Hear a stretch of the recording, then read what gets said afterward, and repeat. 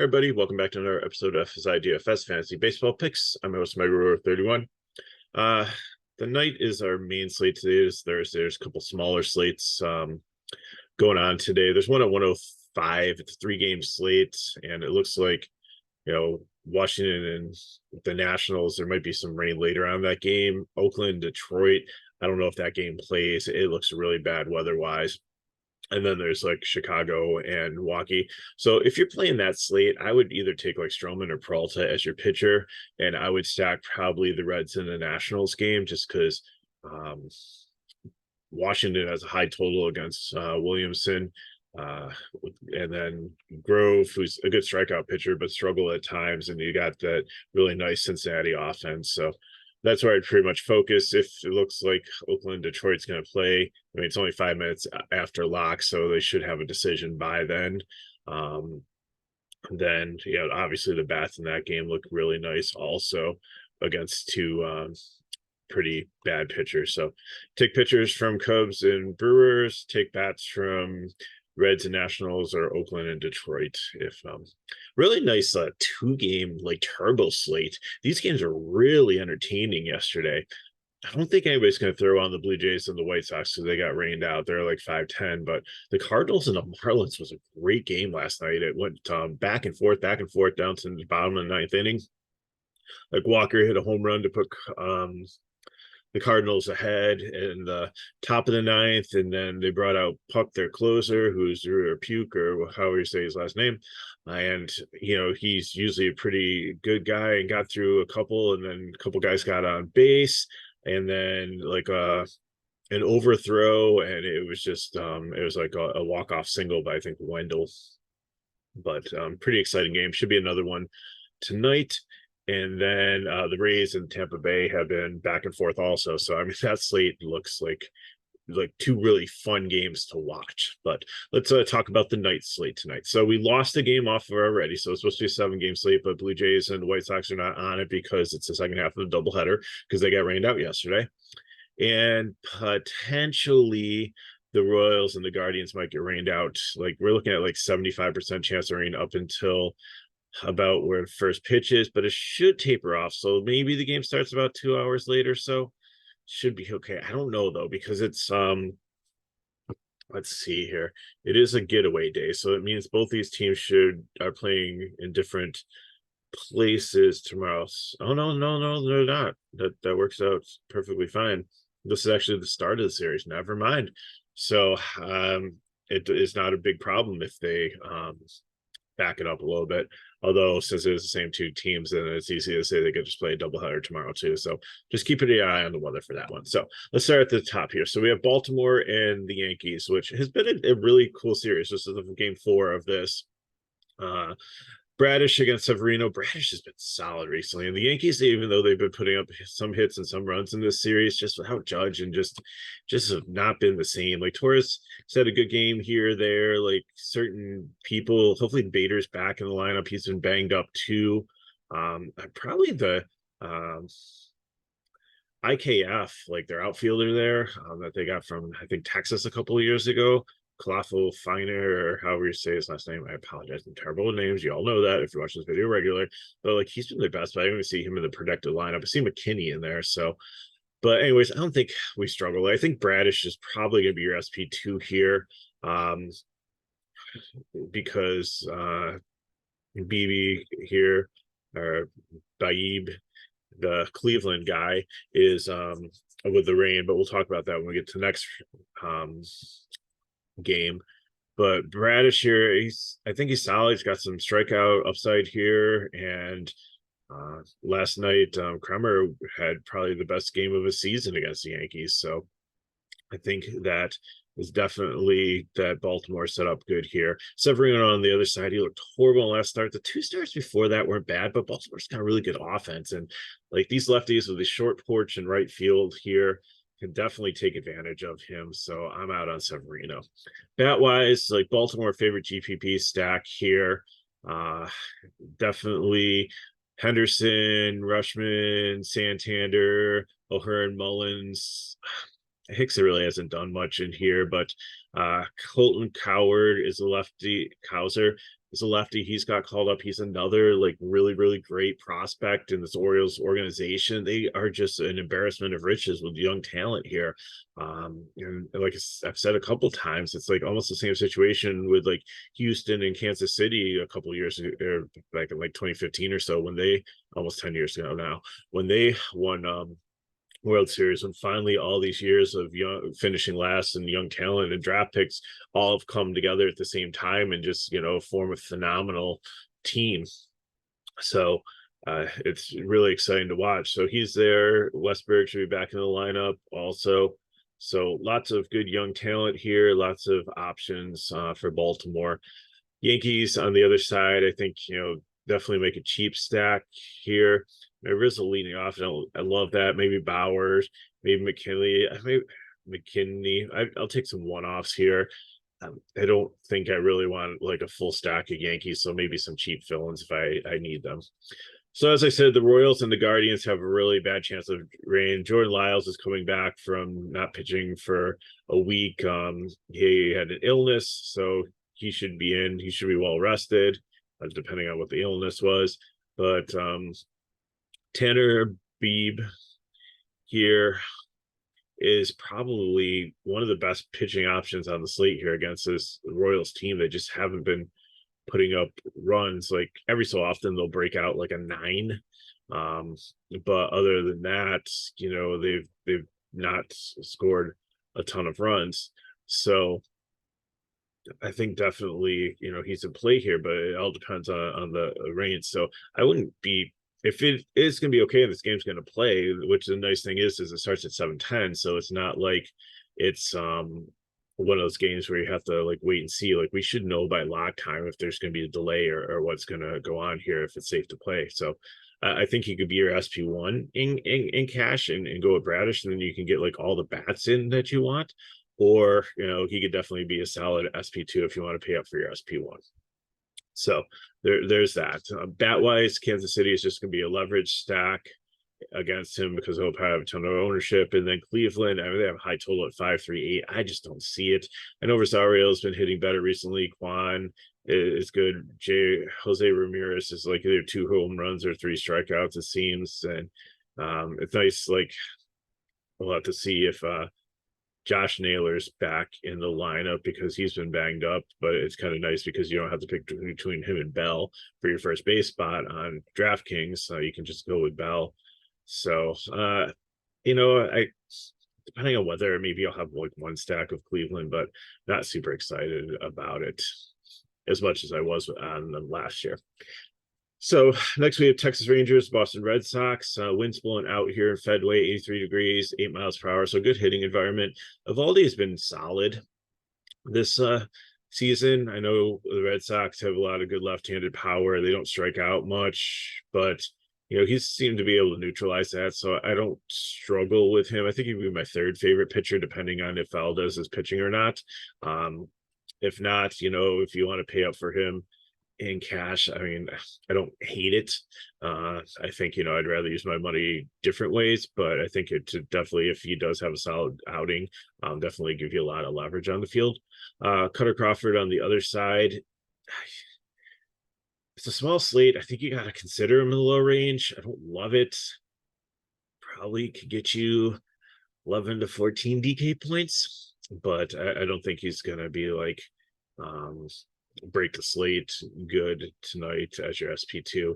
Bat wise, Texas is probably 2nd favorite stack on the slate here, especially with the wind blowing out. And Red Sox, again, I think make probably the top leverage stack on the slate. Just take the lefties, Duran, Yoshida, Devers, Verdugo, Cassis, or maybe even exchange Cassis for Turner at first base, however you want to do that. David Hamilton's a decent shortstop that they brought up. You can do a wraparound stack there. You know, many ways to do it. I don't hate Wong as a catcher either. He's pretty cheap and can hit a home run here and there. So that's what we got for that game. So now we have Seattle and Houston. Valdez is supposed to pitch. He sprained his ankle, and the coach said he should be making his return today. But Major League Baseball.com at this point doesn't have him listed. I see him listed some places. I don't see him listed some places. I see Blanco listed some places. I see other people listed as the Houston pitcher on other sites. So I just don't really know what to believe. But if it is Valdez, I definitely do like him in this situation. I think he's definitely someone that I would consider. So we just have to wait till we get the official announcement on that one. And the other guy was the guy that they traded from I think Baltimore was forget what his name was, that potentially could be pitching. Let's see here. Houston, turn off the green thing so I can look at all of them. It would be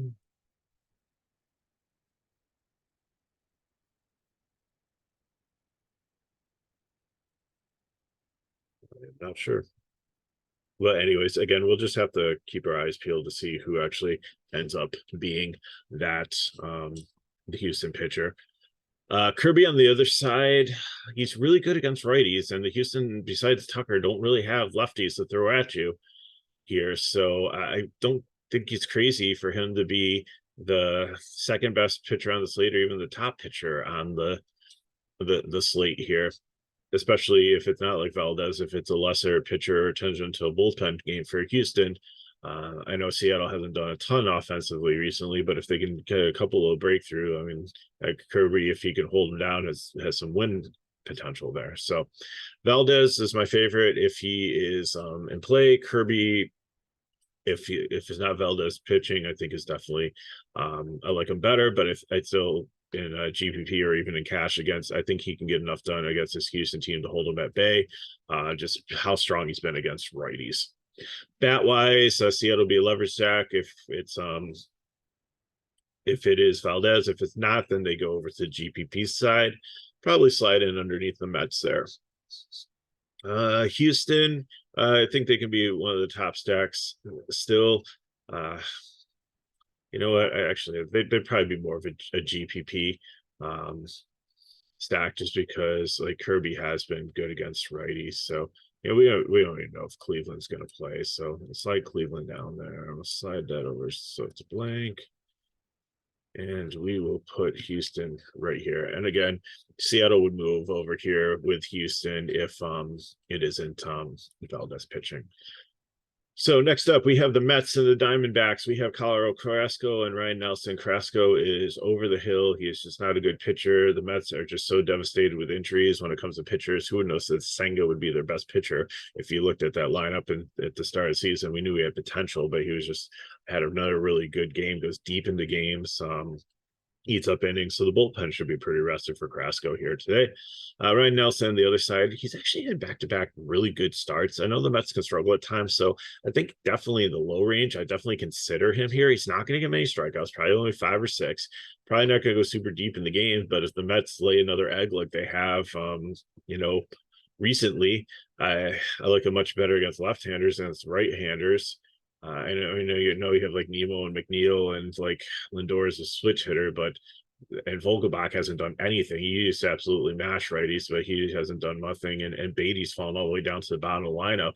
So like, who's really going to do damage here? And Nelson's been good against righties, so I think he's definitely in play. I'm not saying lock him in as your SP2, but I'm saying if you need to save some salary in a GPP, I think he's definitely a viable play for SP2 on such a small slate. Carrasco, I'm not interested whatsoever. Arizona is my favorite top stack here. Marte, we'll have to see if he's back in the lineup. But the nice thing, I think, on DK is Perdomo can play second or shortstop, so he can fill in there also. Carroll's definitely 6K. I'm okay. I'm still playing him there. Walker, Carrasco can be reverse splits on fine righty and righty there, and Gurriel also. Rivera or Evan Longoria will play third base. Either one of them I'm fine with too. McCarthy, Thomas. I'd probably take McCarthy for the stolen base upside over Thomas, but either one are cheap outfielders there at 2.8, 2.6 to round out your stack, and even Moreno at catcher if you want to do a wraparound thing works perfectly fine. So give me all the Arizona I can have against Carrasco. And the Mets, I think, are definitely a decent GPP play against Nelson. Final game we have is Pittsburgh Pirates and Los Angeles Dodgers. We keep on waiting for the Dodgers to explode offensively against Pittsburgh team, which I think they should put up a ton of runs against. It just isn't happening. I mean, they're scoring runs, but it just isn't like they're putting up crooked numbers. Oviedo has been solid this season at times, a little shaky other times, though. So, again, small slate. I think he's playable. I think I like him better in this situation than Crawford with the wind against a Texas team that seems to be white hot here. I don't want to say white hot. That's Atlanta, but Texas has been hitting pretty well too. So they're up in the definitely in the hot category. The Dodgers have been hit or miss, and the top of the lineup's good. The bottom of the lineup is not as good as in years past. So I think they're definitely in play here bat wise. But Urias on the other side, like he's looked bad in his last couple starts. I don't think he goes really deep. And the other thing is that I think they used 4 relievers last night. They used 5 relievers the night before. The night before that, I think they only used a couple because they had I think Miller was out there and he had a good game. And then like the 2 starts before that, it was 4 and 5 again. And like Urias's last one, they used like he only went like 3 innings, gave up 5 runs, and they used 5 people. So this bullpen is not that good. They're almost fallen to like the bottom 10 in statistics if you look at them, and they've been used a lot recently. And the Dodgers have played a lot of games in a row. So Pittsburgh can hit at times. So I think I definitely like a Pittsburgh stack here. They're my favorite cheap stack. The only thing is they take up all your outfield spots because there's 4 outfielders in the top 5 here with McCutchen, Reynolds, Davis, and Connor Joe. I wish they'd give Davis the catcher eligibility again, or they play a little bit catcher so the DK would put him as catcher. And then Carlos Santana has actually seen a power resurgence. Nick Gonzalez hasn't been bad. He's a good young player. Like Delay is probably the cheapest catcher, so love Pittsburgh as a cheap stack here. Not playing any Urias, he's on a fade. Ovidio, I think again in GPPs, if you need a cheap pitcher, it's fine. I'd rather take Nelson against the Mets, or but I think I like him a little bit better than Crawford. I'm probably going to live in the mid range here with Bradish, and the Cleveland guy if he doesn't get rained out. And bat wise, I like Arizona and Texas, but I think Dodgers have to be because the potential is always there. My third favorite stack. So let's look at some builds to get you on your way for your day here. So like I said, depending on the rain situation, depending on who is pitching for Houston, like Valdez or Babe, the Cleveland guy, is going to be the can't wait to see the comments or all the people with the phonics out how to correctly pronounce his name. So so one of those two there. I could go Kirby or Valdi also, depending on if we like lose pitchers here due to weather or due to Valdez not starting. But Bradish is definitely my SP 2 here. So I'm taking Texas, so give me Simeon, Seager, Garcia, and then I'm filling in with Baltimore bats, probably like cheap guys. So give me the 2K guy there. Weissman also fits in a third base. He's pretty cheap there. I could probably build a back end stack by putting whether they're outfielders or somebody in. Maybe I can't even get up to catch if I go with the Cleveland guy and I get more salary. I could probably even get like do a wraparound and get like Rushman and Gunner there too. So it all depends on how you want to play. If you want to get more Texas in your stack, Jankowski or Grossman usually hit down to the bottom of the lineup. They're pretty cheap, but Duran has been my favorite Texas guy. He is just like solid, and I think he's like 3K. So the other guys are 2K, so he's a little bit more expensive, but definitely somebody that I played a lot and has done well for me. So same thing, I'm going to take Bradish or the Cleveland guy if the game on FanDuel is my SP1 here. I'm not paying up for the other guys, and actually there's not too much of a difference as much as there is on DK on FanDuel with these two. So Simeon, Seager, Garcia, and then I'm taking Pittsburgh, McCutchen, Reynolds, or Davis there. So I'm trying to get a full Pittsburgh stack. In Texas, I'll have 4 Texas guys, and I'll try to get at least 3 Pittsburgh guys in, and if I have to take a one-off in a position where there's nobody that works out, then so be it, I will do that. For GPP, give me Kirby. SP2, probably go Nelson here, and then give me Arizona. It all depends on if Marte's in or not. So if he's in, I'll go Walker. I'll go Marte a second, then probably Perdomo at shortstop. If not, I'm going to go Perdomo there. Longoria, Rivera, whoever plays third there. Carroll, Joe, or Davis. And again, here, like, that opens up options for shortstop. If you need a cheap guy, the Boston guys there. If you want to pay up, you can always go like Gunnar Henderson or something like that. The Baltimore guy, Weissman, is pretty cheap also to go there. So there's a lot of options if Marte's out and you have to play Perdomo there. Sorry, it's Westburg, it's not Weissman.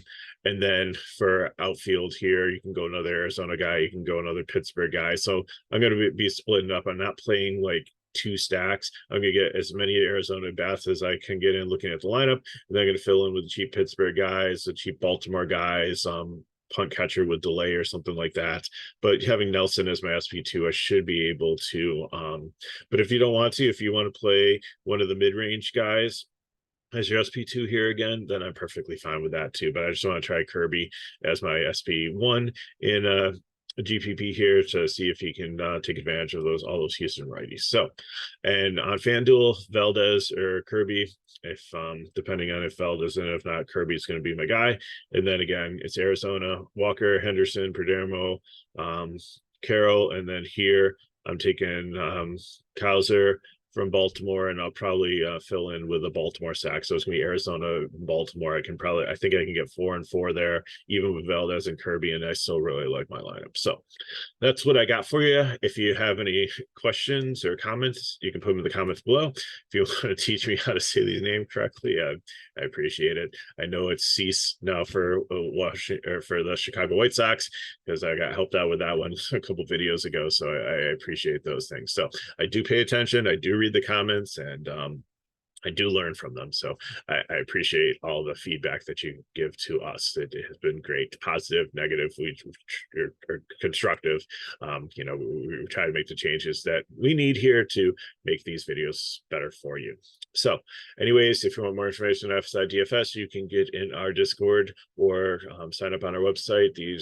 All the information is in the description of the video. And if these videos help you, again, please help us back. You can hit us up on Twitter, or no, sorry, why? Early morning here. So you can like the video, you can subscribe to our channel, or you can share with your friends. So those things help us. And speaking of sharing, check out our PDA coverage. We're really trying to grow that program here. Johnny Cool's got some really good videos out there for you. So if you want to learn more about PGA DFS, or you play and you just want a new perspective of some quick videos on some top plays and things, like he's done pretty well recently. We got John Deere going on. So I know it locked this morning. Check it out. He might do some showdown videos also for you to help you out if you're building lineups throughout the week, especially if you're going for the achievement. Like that Ironman one's a tough one. You got to play 4 days each week on it. So if you're looking just for some quick hints on like how to build your lineup to get the achievement, that's definitely something that can help you out. So again, I'm Meguru31. Thank you so much for watching. McKinley will have the next 2 videos as I work on NASCAR. We've got trucks, we've got Xfinity, and we've got Cup this week. We've got trucks at a road course, and we've got Xfinity and Cup at Hotlanta. So hopefully the weather cooperates, and that's a really good race there. So thanks for watching. Probably see you next Monday. Have a good weekend, and I will see you next time.